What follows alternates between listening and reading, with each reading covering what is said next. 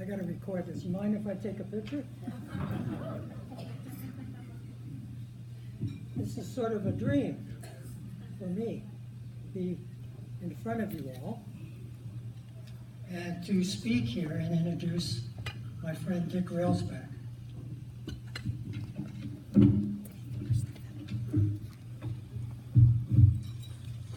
Thanks, Wilson. I would have killed myself on it.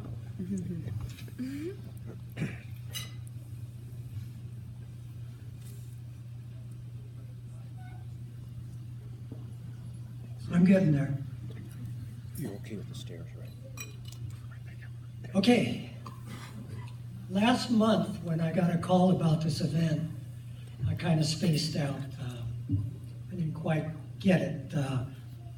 My mind was stuck on a couple of words. Inductee, Hall of Fame. But quickly, I came back and realized that, oh, you want me to introduce the inductee. Really, I'm happy to be here and honored. Here we are, I guess 18 years has gone by for the first, Greg was kind of a badass. from the first inductee, and the, I think 57 have been inducted, if I counted right, before I came up here. And the person I'm going to introduce stands tall with the former inductees because of his passion and dedication to the sport. And what I'd like to do, well, let's go back a little bit. I accidentally bumped into Dick Railsback a few years ago. And I don't know if you knew it or not, but we go way back. So we saw each other a few years ago, and it was like seemed like we knew each other forever, although we probably hadn't seen each other 30, 35 years. We got together, and what I found out more about, we talked, I think, a little bit about the pole vault, but the friendship was still there, like we had back in LA. But before that, I'd like to read a couple of quotes that I pulled out from the newspaper way back when. Gives you a little idea about Dick's mindset back then, about himself as well as what he felt about LA. Vaulting hasn't changed my life, it's part of my life. I'm sort of a loner. I don't like crowds. I don't like LA, too many people in too small a place. Consequently, you remember that, Dick? LA Times. So what I'd like to do is bring you back to LA through a couple of shots that I found in my research for this.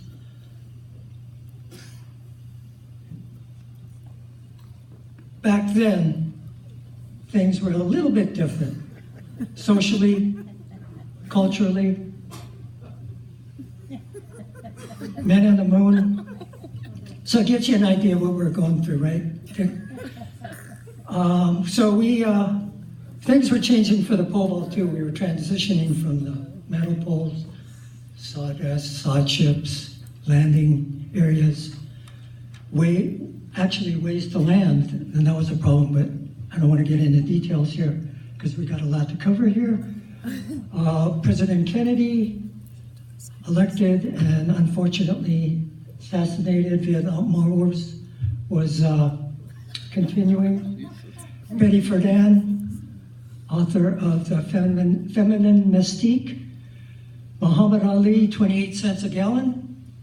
Free speech at UC Berkeley, where I went. Beach Boys, and hit movie was Psycho, and probably wondering what the deal is with his Corvette. That was what Bob Seger was driving around while we were not. Beatles, Nixon. I Have a Dream speech in Woodstock was there. So, get the idea how it was a little bit different. And this would hit LA, which changed a little bit our attitude of LA. It was a big mark in LA. while that was going on, Dick and I were pole vaulting, having a good time. First time I met Dick was at the state meet, and he came up to me. I remember him. We kind of knew each other before this, but you remember you came up to me, clean cut, nice hair, very polite, had a notebook, and he came up to me and said, "What the heck happened to you? How did you improve so much?" And I was glad he asked me. He was very polite, and I shared with him that I had a good support group in high school, and I also had a chance to go to USC, University of Southern California, and watch the vaulters, and sometimes I vaulted with him. So he took his notes and left. During that time, back to fashion and how things were, big hair was not a problem, but that was the fashion back there, except for, Dick is the one on the right. Clean cut. It was, going back to the newspaper again, I think it was a Pasadena paper, that you sported a Kennedy-like haircut, right? So cool Dick here. Who were you, about 165, 170, 6'1", pretty cool guy, right? And I always wondered what the writers would have said about him if he looked like this. Would have been a little bit different, but I had to do that, Dick. Thanks, Rick.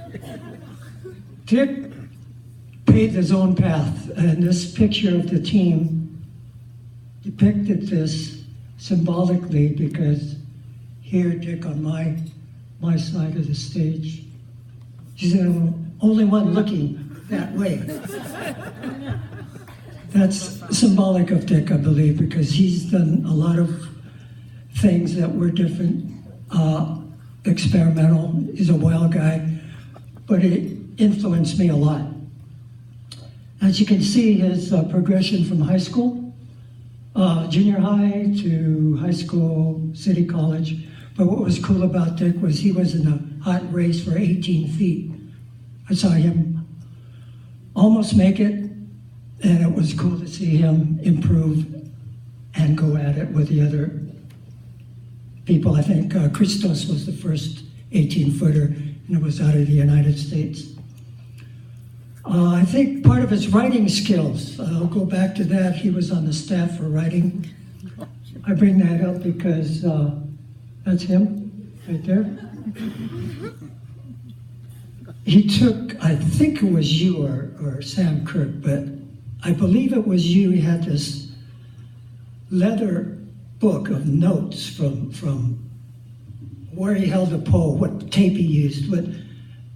Did you used to heat your pole with sterno? That was weird. You ever heard of that? Anyway, he influenced me in that way too, because all this stuff was new to me. I shared stuff with him through the years, but he came back with note-taking. Never thought of that, but I started using it. These are the Ganslin's book, go-to research that we had back then. I think Dick has one in his pouch there. I remember going to Dick's house where his parents were very gracious to me. I schlepped over there with my projector, thinking that maybe watch the movies and compare. We had two projectors, compared each other, maybe have lunch, then go goof around. It's the longest film session I ever had. I don't think we had lunch. I think your mom came in and checked in on us once, but that was another influence you had on me, Dick. And another extracted quote from the paper is, Dick never missed a workout in years. And Dick's mom and father, who I met, and they were very gracious when I went over to your house in Pasadena, LA. And another dynamic duo was Dick and Kirk, Sam Kirk. Sam Kirk was a teacher and also vaulting. I think he was in the race for 18 at the time. So both of these guys got together and challenged each other and shared ways to coach and teach. And amazingly, it worked out. It was good to see. Okay, Dick got a lot of ink. Back then, we had newspapers. No, newspapers that had a lot of print on them about track. I mean, one page, and a lot of it in LA was dominated by the pole vault because of these guys, Bob Seagren and John Vaughn and Rick Sloan, and me once in a while. But when I went back to the papers and researched them, funny thing came out, because sometimes I got mentioned, but the modifiers and the adjectives were quite a bit different between Dick and me. So I'd like to share that with you. There's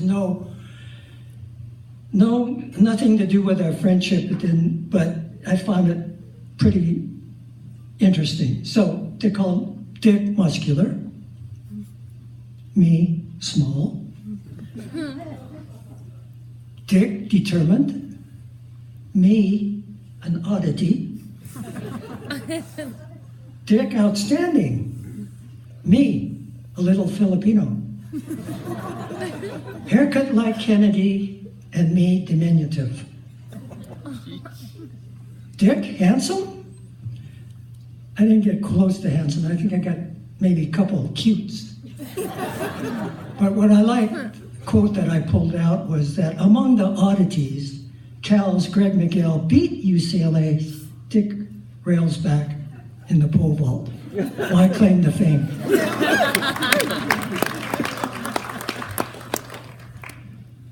Another quote is that he wanted to teach and coach.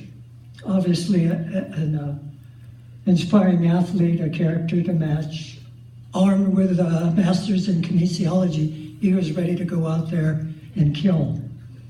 As you can read, I don't have to read it for you, he was involved with the USATF vertical jumps committee, Olympic jumps in Saudi Arabia, and Nebraska, all over the United States and all over the world. A good motivational speaker too. Noticed none of them were in LA.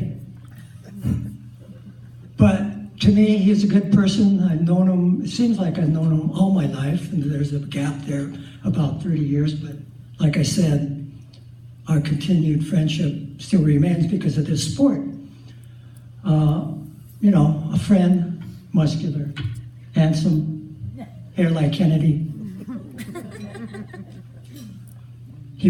Now he resides in Boise, playing a guitar, biking, hiking, close to his daughter, Michelle, who helped me, I don't know if you knew that or not, with some of these pictures. And also, he's the guy in the back, the young guy in the back, still coaching at a local high school. Raised two great kids, Mike and Michelle. Mike, I believe, is going to have his second grandkid within a couple days. And Riley, his first grandkid, right here. Cute, Riley. I'd like to end this with his favorite picture. Back then, it was odd to have, I think, a nice color photo, an action photo back then. But what I like about the picture is this guy. That's me. It's kicking me in the head. It was at Cal, and I was wondering what I was thinking. I was trying to make it up. I'm kneeling. I'm not that small. I'm kneeling, okay? I was thinking, oh, geez, please miss. Or Dick, please make it. But what I came up with was, you know, in 30, 40, 50 years, you're going to be inducted to the Hall of Fame.